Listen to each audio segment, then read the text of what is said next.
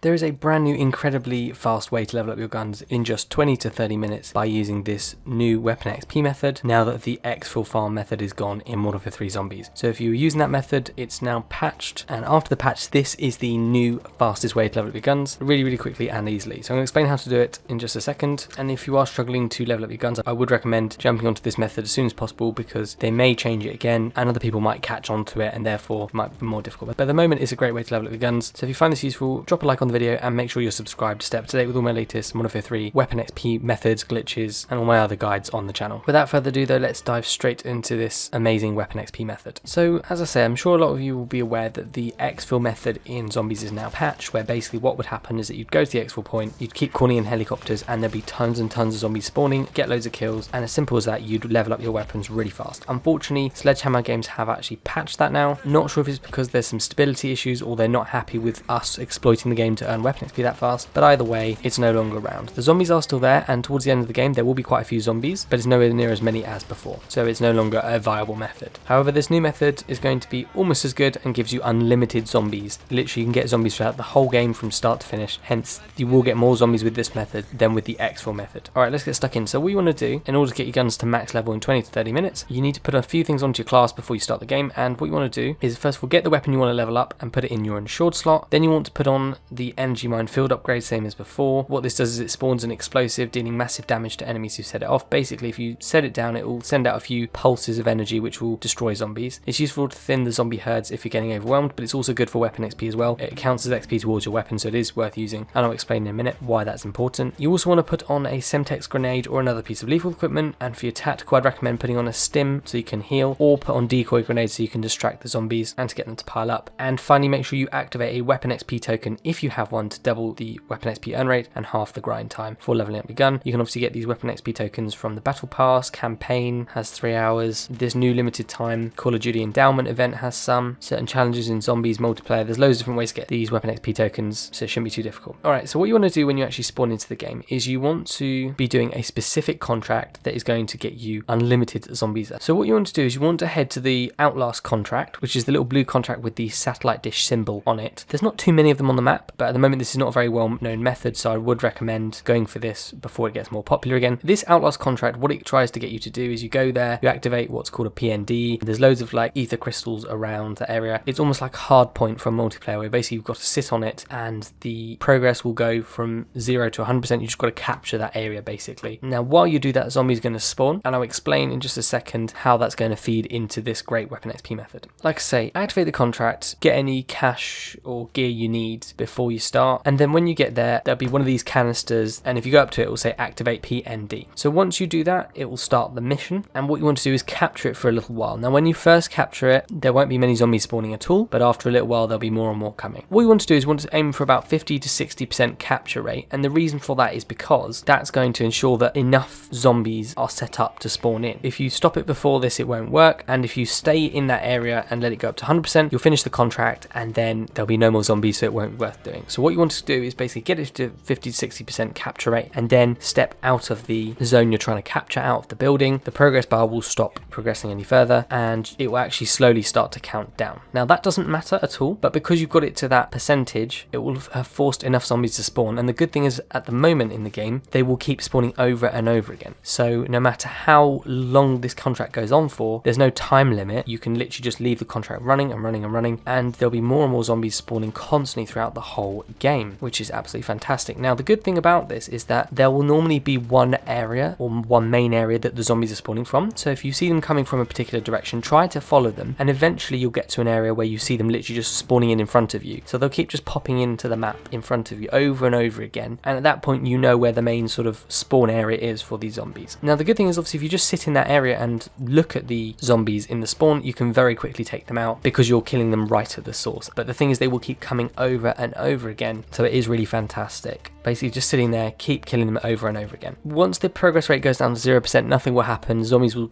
still keep spawning, but I did kind of notice that it seemed to be when it got down to 0%, but then I went back to capture it up to about 50% again, it would kind of boost the amount of zombies coming. So I think if you can, try to every now and then step back on the zone to capture it again to bring it up to that 50% where more zombies will spawn, but if you can't, it doesn't matter, they'll still keep coming over and over again. So this is a really great method, but there is a couple of issues issues with this. First of all, they don't come in as fast and as hard as, say, the Exfil method, although at some points you will feel like it's very close because they keep coming to you over and over again. You can easily get overwhelmed. The other thing is that lots of hellhounds will spawn. So if you need to do the freezer burn mission involving getting hellhound slow effect kills basically, then this is a great contract for you to get that done. So there will be lots of hellhounds, and obviously they do a lot of fire damage, which can be really frustrating because if you've got low health or low armor, you're at risk of dying, and it's really frustrating. So there is a way around that, which I'll talk about in just a second. So because you will be inundated at one point with lots of zombies and lots of hellhounds, there's a couple of things you can do to increase your chances of staying alive and just make the fights a little bit easier. So first of all, if you can, if it is nearby, I would recommend buying or getting PhD Flopper perk, because one of the effects it does, as well as sort of doing damage when you dolphin dive, is also reducing explosive damage. And for some reason, not the hellhounds attacking you, but when you shoot them or when they die and then they do a little fire burst explosion, that bit does less damage to you with PhD Flopper, which honestly is really helpful because you can very easily get overwhelmed. So 100% I would recommend putting on PhD Flopper. If the perk machine's nearby, run and get it, that's fine. The contract will still go and there'll be more zombies spawning still. You can also get it for free if you do the Easter egg at Shahin Manor, or you could bring it into the game with you. So there's other ways to get it, but I would recommend having PhD Flopper. It's not the end of the world if you don't, but it is helpful. I would also recommend having, like I say, a self-revive kit, so you can revive yourself if you go down, or you could get the friendly hellhound method to help revive you. Get yourself some stims as well, or decoy grenades to either heal or distract the zombies if you get overwhelmed. And finally, I'd recommend putting on another perk if you can, either speed cola so you can reload faster, or stamina up so you can run faster and outrun the zombies if you need. So those perks, PhD Flopper, speed cola and stamina, are great. They're not essential, but they would be quite helpful. But I say the most important one is PhD Flopper, just for that explosive damage, because there's so many hellhounds. You can also put on certain ammo mods as well, like brain rot or things. That will help you with the fight, but obviously you'll get less weapon XP overall. But it's up to you what you guys want. Those are just a few things I'd recommend having on you. The last thing I just want to talk about is a few quick tips for when you're actually getting the kills in this area. First of all, I just want to emphasize that if you need to go and buy something, you can literally head off to a different area of the map. The contract will still go on. So it's not like it's going to stop just because you've left. It will carry on. It's just that there won't be many zombies spawning until you come back, but there will still be some there. So don't worry about leaving. It will still be there set up when you come back if you need to go off anywhere on the map. The other thing is try and get headshots and conserve your ammo early in the game. Later on, you'll accrue loads of ammo packs that will be on the floor, armor plates, all that stuff. But to start off with, it's going to be more difficult. So try and be careful with your ammo, otherwise you'll run out and then you'll very quickly get overwhelmed. Make sure you don't get cornered. You know, you might want to run certain routes if you can, just to kind of stay ahead of the zombies. Avoid picking up nuke power-ups, otherwise that will get